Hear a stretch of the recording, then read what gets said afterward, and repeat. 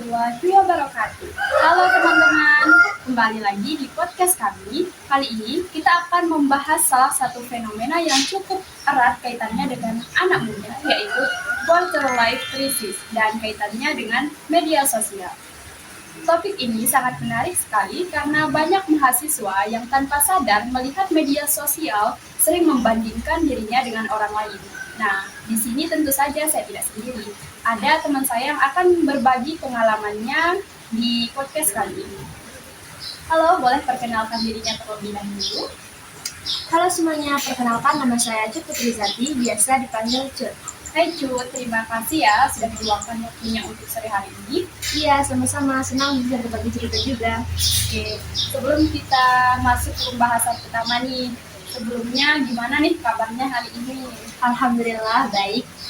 Oke, semoga sehat selalu ya. Amin. Amin. Oke Cut, aku mau mulai dari pertanyaan yang dulu nih.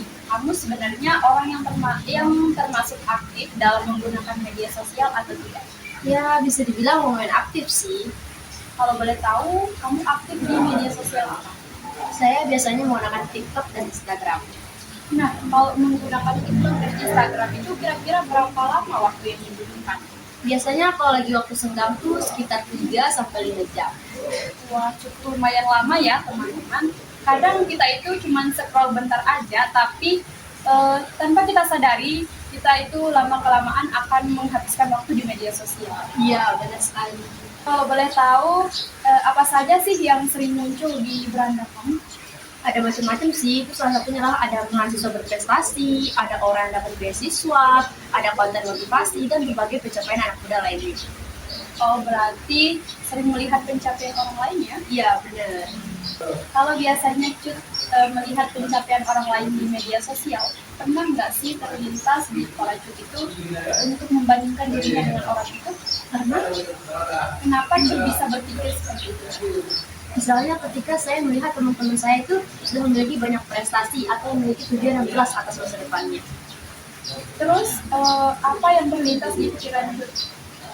Kadang saya berpikir kok teman-teman saya bisa gitu mencapai semuanya gitu. Sedangkan saya di sini masih biasa-biasa aja, masih gini-gini aja gitu. Oh, jadi mulai merasakan perasaan yang tertinggal ya dari teman-temannya. Iya, benar-benar. Aku bisa memahami perasaan itu, dan menurutku masih banyak kok mahasiswa yang sering mengalami kejadian seperti itu. Iya, saya juga sering mendengar teman-teman bercerita tentang hal itu. Kalau menurut Cut, perasaan yang tertinggal itu muncul, biasanya apa nih yang Cut rasain? Kadang saya merasa sedih, minder, dan membuat saya tuh jadi banyak berpikir gitu. Berpikir tentang apa? Berpikir tentang masa depan saya. Kadang saya bertanya-tanya, apakah saya bisa berhasil seperti mereka? Atau malah sebaliknya? Oke, bukan hanya tentang pencapaian orang lainnya, tetapi juga tentang khawatir tentang masa depan Cut sendiri. Iya, benar. Kalau mendengar istilah quarter life crisis, menurut Cut, apa sih itu quarter life crisis? Menurut saya, quarter life crisis adalah kondisi seseorang ketika ia merasa bingung, cemas, atau khawatir terhadap masa depannya. Oke, pernah nggak Cut merasakan fase seperti itu? Pernah? Bisa diceritakan sedikit? Kadang saya merasa kok mereka bisa mencapai semuanya gitu, sedangkan saya masih belum bisa berkembang seperti apa yang saya harapkan. Oke, kalau perasaan itu muncul, apa nih yang paling Cut khawatirkan? Saya lebih takut gagal dan takut tidak bisa memaafkan kedua orang tua saya. Wah, itu perasaan yang cukup berat sekali ya.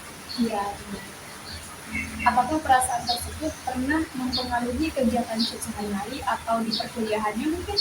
pernah kadang saya menjadi kurang percaya diri dan sulit untuk fokus. Berarti dampaknya cukup terasa ya di kehidupan sehari-hari. Kalau boleh tahu, cara apa yang Cut lakuin untuk mengatasi hal tersebut kalau dia itu muncul? Biasanya saya mencoba untuk menenangkan diri dan mengingat bahwa setiap orang itu memiliki proses yang berbeda-beda.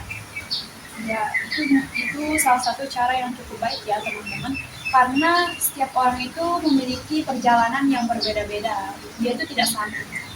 Menurut Cut, media sosial itu sangat berpengaruh nggak terhadap quarter life crisis?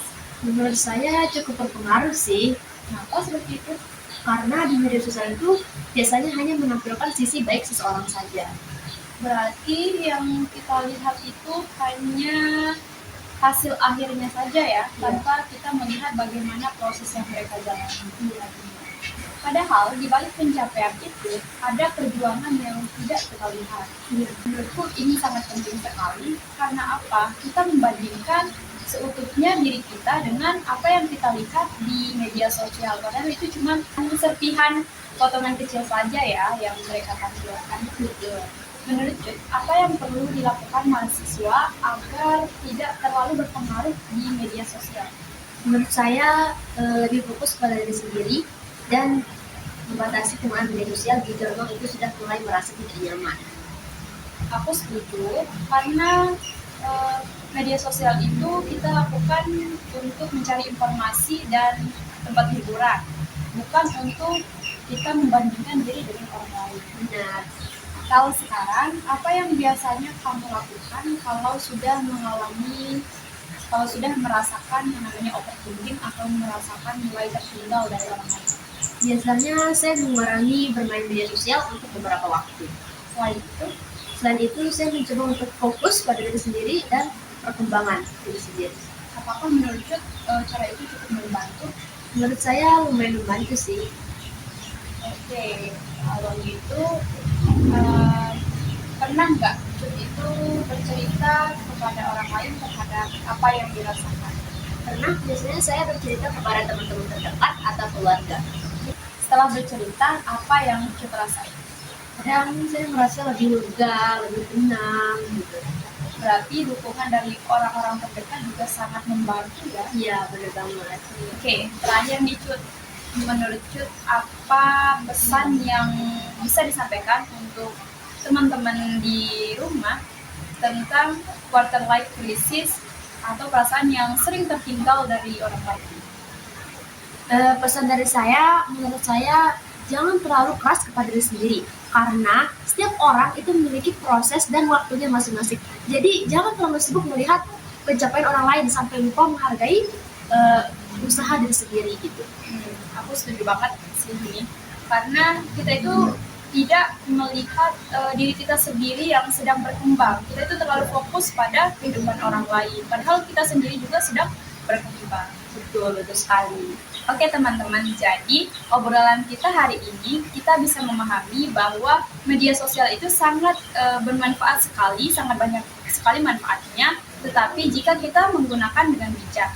Tetapi jika media sosial itu kita gunakan atau sering sekali melihat media sosial, maka itu akan lambat laun akan membuat diri kita itu sering membandingkan diri dengan orang lain, sehingga kita itu bisa muncul perasaan yang cemas, membuat kita khawatir dan akan memunculkan quarter life crisis.